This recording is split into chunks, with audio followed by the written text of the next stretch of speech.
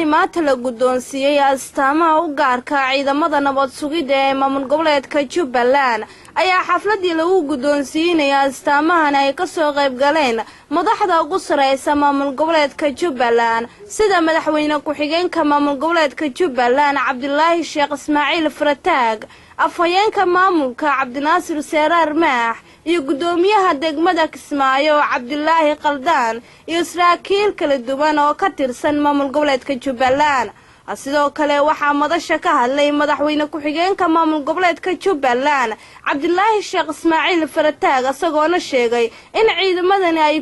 guulo waaweyn ay ka soo hoyeen howlgallada ay baryahan ay ka wadeen gabi ahaanba magaalada Kismaayo ee xarunta gobolka Jubbada Hoose waxa cutubka hadda hortiina fadhiya baan saxaafadda iyo ummadda Soomaaliyeed horteeda waxaan uga sheegaynaa cutubkii koowaad ee noo howlgalinatiin marka wiilku waxa weeye ninka odaga markuu reer yeesho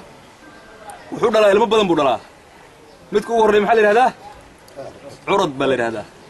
curadka ciidanka Jubbaland baatiin curadka ciidanka Jubbaland baatiin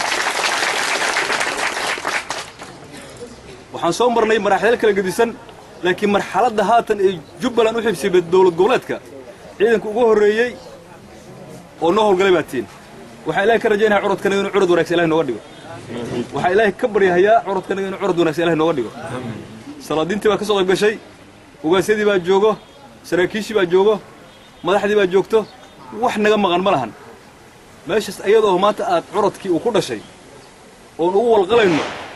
oo aan maxaa la yiraahdaa walqalka maanta aan ku bixinayno waxa la yiraahdaa horintii ugu horeysay ee booliska dableyda ah ee si sharciyan ah Jubbaland noogu tabagalay baatiin mar haddaad tiin ha isu malaynina inaad tiin quluqaan la isu keenaad tiin ha isu malaynina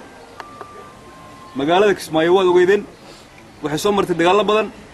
waxay soo martay galadanaasana badan waxay soo martay habacsanaan badan insha Allah ta'ala muddo 8 bari waxaan ku jirnay sugidda amniga ku jirnay annagoona u kala harin hadda wad ogtiin gabadha ayadoo dahabkeeda wadato gabadha ayadoo cajiinteeda wadato gabadha ayadoo mobilkeeda wadato wiilka asoo lacagtiisa wato wiilka asoo ka soo adeeganay baqaarkiisa hadda nabadgelyo magaalada laga sheegaya hasi kastaba astaamahani maanta la guddoonsiiyey qaar ka tirsan ciidamada nabad sugidda oo tiradoodu ahayd 150 askari ayaa noqonaya kuwii ugu horeeyay oo la guddoonsiiyey astaamo caynkani ah oo u gaara ciidamada nabad sugidda ee maamul goboleedka Jubbaland Faaduma Cali Cilmowge Faaduma Kiin telefishinka caalamiga ah ee Royal magaalada Kismaayo